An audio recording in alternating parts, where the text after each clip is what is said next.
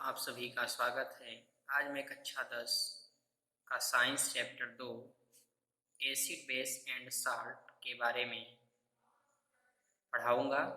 तो सबसे पहले हम देखेंगे कि अम्ल क्या होता है। अम्ल वे होते हैं जो स्वाद में खट्टे होते हैं तथा नीले लिटमस पेपर को लाल कर देते हैं। कहने का तात्पर्य है कि वे सभी पदार्थ जिसका स्वाद खट्टा होता है सब में अम्ल होता है। जैसे नींबू का स्वाद खट्टा होता है तो उसमें सिट्रिक अम्ल पाया जाता है। इमली का भी स्वाद खट्टा होता है तो उसमें टार्टेरिक अम्ल पाया जाता है। इसी प्रकार सभी पदार्थ जो स्वाद में खट्टे होते हैं उसमें अम्ल होता है। अब हम डिस्कस करेंगे प्रबल अम्ल, स्ट्रॉन्ग एसिड। तो प्रबल अम्ल क्या होता है? ऐसे सभी अम्ल जिसको हम जल में घोल दें तो वह अपने आयनों में लगभग पूर्ण रूप से वियोजित हो जाए या टूट जाए।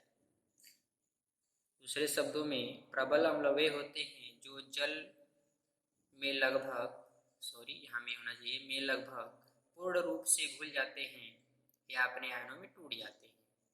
प्रबल अम्ल कहलाते हैं, स्ट्रॉन्ग एसिड कहलाते हैं। जैसे सल्फ्यूरिक अम्ल H2SO4, हाइड्रोक्लोरिक अम्ल HCl, नाइट्रिक अम्ल HNO3 इत्यादि। अब इसके बाद हम लोग देखेंगे दुर्बल अम्ल, वीक एसिड। दुर्बल अम्ल वे होते हैं जिसका जल में आयनन कम होता है। कहने का मतलब है कि जिसको हम जल में घोल दें तो उसका आयनन पूर्ण रूप से न हो, बहुत कम हो, उसे कहते हैं दुर्बल अम्ल, weak acid. For example acetic acid CH3COOH, acetic acid, carbonic acid H2CO3 इत्यादि। अब इसके बाद हम लोग देखेंगे क्षार, बेस क्या है। तो क्षार वे होते हैं जिसका स्वाद कड़वा होता है तथा लाल लिटमस पेपर को नीला कर देते हैं। कहने का मतलब वे सभी पदार्थ जिसका स्वाद कड़वा हो उसमें क्षार उपस्थित होता है। फॉर एग्जाम्पल जैसे करेला है, नीम की पत्ती है इत्यादि। अब प्रबल क्षार, स्ट्रॉन्ग बेस। प्रबल क्षार क्या होता है? प्रबल अम्ल की भांति ये भी है, इसको हम नहीं लिखे हैं, बस समझ जाइए। प्रबल क्षार वे होते हैं जिसका जलीय विलयन लगभग पूर्ण रूप से हो जाता है। कहने का मतलब इसको हम जल में घोलेंगे तो यह लगभग पूर्ण रूप से अपने आयनों में ब्रेक हो जाएगा, यानी टूट जाएगा या घुल जाएगा। जैसे सोडियम हाइड्रोक्साइड, यह प्रबल क्षार है। पोटेशियम हाइड्रोक्साइड, ये भी प्रबल क्षार है। इसी प्रकार बहुत सारे क्षार हैं जो प्रबल हैं। अब दुर्बल क्षार, वीक बेस। तो वीक बेस वे हैं जिसका जलीय विलयन पूर्ण नहीं होता है। कहने का मतलब जल में घोलने पर यह अपने आयनों में पूर्ण रूप से टूटते नहीं हैं। जैसे अमोनियम हाइड्रोक्साइड, एल्यूमिनियम हाइड्रोक्साइड इत्यादि। Now we discuss salt. अब हम लोग लवण के बारे में समझेंगे। तो लवण क्या होता है? अम्ल व क्षार के अभिक्रिया के फलस्वरूप जो ठोस पदार्थ प्राप्त होता है उसे लवण कहते हैं। कहने का मतलब अम्ल और क्षार आपस में क्रिया करके जो ठोस पदार्थ बनाते हैं उसे लवण कहते हैं। जैसे अम्ल हाइड्रोक्लोरिक अम्ल प्लस क्षार सोडियम हाइड्रोक्साइड आपस में क्रिया करके नमक NaCl बनाते हैं। तो नमक क्या है? आपका लवण है। और जल बनाते हैं, यानी कि अम्ल और क्षार क्रिया करके लवण और जल बनाते हैं। इस क्रिया को उदासीनीकरण अभिक्रिया भी कहते हैं, न्यूट्रलाइजेशन रिएक्शन। तो उदासीनीकरण अभिक्रिया में क्या होता है? अम्ल क्षार क्रिया करके लवण बनाते हैं, वह जल बनाते हैं, वह ऊष्मा निकलती है।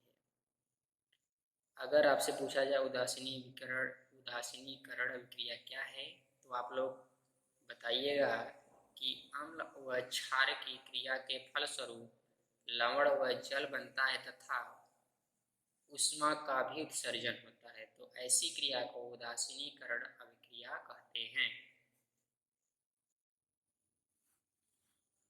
अब हम अम्ल व क्षार की आधुनिक अवधारणा के बारे में डिस्कस करेंगे।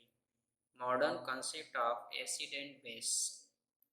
यदि आपसे एग्जाम में पूछ लिया जाए कि अम्ल व क्षार की आधुनिक अवधारणा किसे कहते हैं, या ब्रॉन्स्टेन और लॉरी अवधारणा को समझाइए, तो देखिए यह अवधारणा यह बताता है कि अम्ल वे पदार्थ होते हैं या अम्ल वे होते हैं जो प्रोटॉन देते हैं। प्रोटॉन मीन्स H+, जो H+ देते हैं अम्ल कहलाते हैं, तथा क्षार वे होते हैं जो प्रोटॉन H+ ग्रहण करते हैं। फॉर एग्जाम्पल, जैसे HCl हाइड्रोक्लोरिक अम्ल प्लस H2O क्रिया करके H3O positive plus Cl negative बनाते हैं। देखिए यह H3O प्लस कैसे बना। यदि H2O HCl से H+ को लेगा तभी तो H3O पॉजिटिव बनेगा। कहने का मतलब HCl H+ जल को दिया तो HCl देने का काम कर रहा है, सो दैट इसलिए यह अम्ल हुआ, और H2O लेने का काम कर रहा है, इसलिए क्या हुआ, क्षार हुआ। उसी प्रकार अगर हम विपरीत दिशा में देखें इस साइड, तो देखिए इस पे पॉजिटिव चार्ज है तो यह अम्ल हुआ, इस पे नेगेटिव चार्ज है तो यह क्षार हुआ। तो नॉर्मली जिस पे पॉजिटिव चार्ज होता है वे अम्ल होते हैं और जिस पे नेगेटिव चार्ज होता है वो क्षार होते हैं। अंडरस्टैंड। अब तो आप लोग समझ ही गए होंगे कि अम्ल और क्षार को हम कैसे पहचानेंगे। देखिए आपको एग्जाम्पल में दे देगा तमाम रासायनिक पदार्थों का नाम दे देगा। देखिए इस एग्जाम्पल में HCl अपना H+H2O को दिया, यानी कि देने का काम किया, तभी तो H3O पॉजिटिव बना, इसलिए HCl अम्ल हुआ, और यह लेने का काम किया तो यह क्षार हुआ। और दूसरी तरफ इस पे पॉजिटिव चार्ज है, जिस पे पॉजिटिव चार्ज हो वो अम्ल होते हैं और जो जिस पे नेगेटिव चार्ज हो वो क्षार होते हैं। अंडरस्टैंड। चलिए अब आगे बढ़ते हैं। Now we discuss pH value. अब हम pH मान के बारे में समझेंगे। तो pH मान क्या होता है। pH मान देखिए pH इक्वल टू होता है -ln H+ concentration of H+। pH बराबर होता है -log H+ का सांद्रता। देखिए जो बड़ा वाला ब्रैकेट है सांद्रता को बताता है। तो हम इसी इक्वेशन से, इसी समीकरण से pH का परिभाषा देंगे। तो देखिए हाइड्रोजन आयन की सांद्रता के ऋणात्मक लघुगणक को pH मान कहते हैं। हाइड्रोजन आयन की सांद्रता के ऋणात्मक लघुगणक को pH मान कहते हैं। अंडरस्टैंड। तो pH मान यह बताता है पावर ऑफ हाइड्रोजन आयन, यानी कि बिलियन में हाइड्रोजन आयन की मात्रा क्या है। जैसे हम लंबाई को मीटर में नापते हैं, वजन को किलोग्राम में मापते हैं, समय को सेकंड में मापते हैं, उसी प्रकार हाइड्रोजन आयन की सांद्रता को pH स्केल द्वारा नापा जाता है। तो इसे ही pH मान कहते हैं। अलग अलग बिलियन का अलग अलग pH मान होता है। इस पे कभी कभी सवाल दे देता है और कहता है कि इसका pH मान बताइए।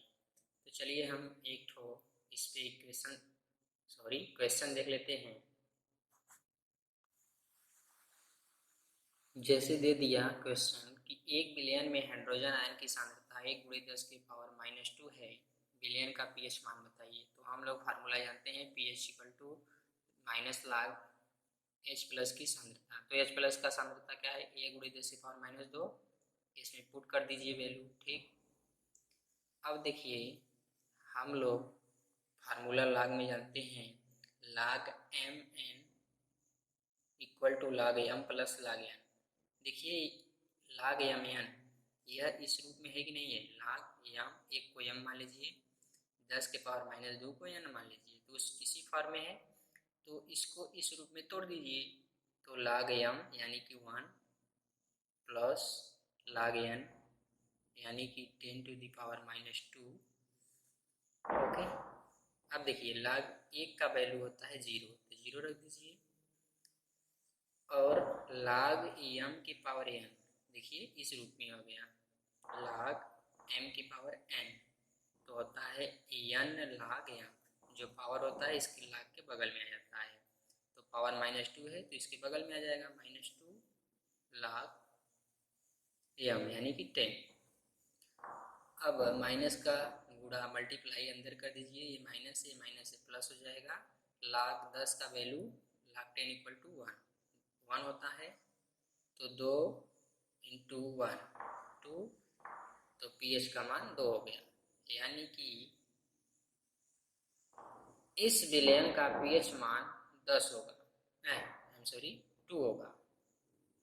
तो देखिए यदि किसी विलयन का पीएच मान 7 से कम होता है तो वह विलयन अम्लीय होता है, यदि 7 से अधिक होगा तो वह विलयन क्षारीय होगा, यदि 7 होगा तो वह विलयन उदासीन होगा। इसमें देखिए यदि पीएच वैल्यू 0 और 7 के बीच में होगा तो वह विलयन अम्लीय होगा, यदि पीएच वैल्यू 7 होगा, केवल 7, तो वह उदासीन होगा, और 7 और 14 के बीच में होगा तो क्षारीय होगा। इस प्रकार बता दीजिएगा आप लोग पीएच वैल्यू के हिसाब से। ठीक है, आगे है जल का आयनिक गुणनफल। तो देखिए लगभग 55,000 जल के अणु में केवल एक अणु अपने आयन में ब्रेक होता है, जैसे H2O H प्लस और OH माइनस में ब्रेक हो जाता है। तो वैज्ञानिकों ने यह पता किया कि हाइड्रोजन आयन की सांद्रता और हाइड्रोक्साइड आयन की सांद्रता का गुणनफल 1 × 10⁻14 होता है। तो इससे क्या फायदा होगा, इससे यह फायदा होगा यदि किसी क्वेश्चन में हाइड्रोक्साइड आयन की सांद्रता दिया तो उस क्वेश्चन में हम पहले इस सूत्र की सहायता से H प्लस का मान निकाल लेंगे। H प्लस का मान निकालने के बाद equation pH equal to minus log H plus की सांद्रता में रख देंगे, तो तब हम pH मान आराम से आसानी से बता देंगे। ठीक है,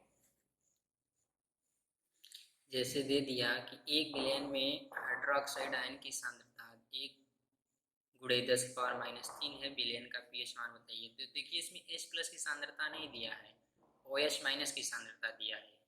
तो हम जल के आयनिक गुणनफल से जानते हैं कि हाइड्रोजन आयन की सांद्रता इंटू हाइड्रोक्साइड आयन की सांद्रता इक्वल टू 1 × 10⁻14 होता है। तो इसमें हम वैल्यू पुट अप कर देंगे, रख देंगे। तो OH का वैल्यू है 1 × 10⁻⁻1, तो यहाँ रख दिए, और बराबर इतना होता ही है। यह लेफ्ट साइड में इंटू के फॉर्म में है, जब राइट साइड में जाएगा तो अपान हो जाएगा, अपान कर दीजिए। अब देखिए 1 1 से कैंसिल, अब -3 नीचे है, जब इसको ऊपर ले जाएंगे तो यह माइनस है तो प्लस हो जाएगा, तो यहाँ प्लस हो गया। अब देखिए जब आधार बराबर है तो घात आपस में जुड़ जाते हैं, तो 10 -14 + 3, तो 14 में से 3 गया -11, तो AH प्लस बराबर -10⁻11। अब AH प्लस का मान पता हो गया, तो इसको हम pH इक्वेशन में रख देंगे, वहां से pH वैल्यू प्राप्त कर लेंगे। कभी कभी देखिए हमारा दांत क्यों सड़ता है, क्योंकि जब हमारे मुंह का pH मान 5.5 से कम हो जाता है। कहने का मतलब है जब मुंह की अम्लता बढ़ जाती है तब हमारा दांत सड़ने लगता है। तो ज़्यादा खट्टा चीज़ खाना भी हानिकारक है हमारे दांत के लिए। और पेड़ पौधे उस मिट्टी में सबसे अच्छे उगते हैं जिस मिट्टी का पीएच वैल्यू 7 होता है। इस प्रकार से यह चैप्टर फिनिश हुआ। Thank you for watching this video.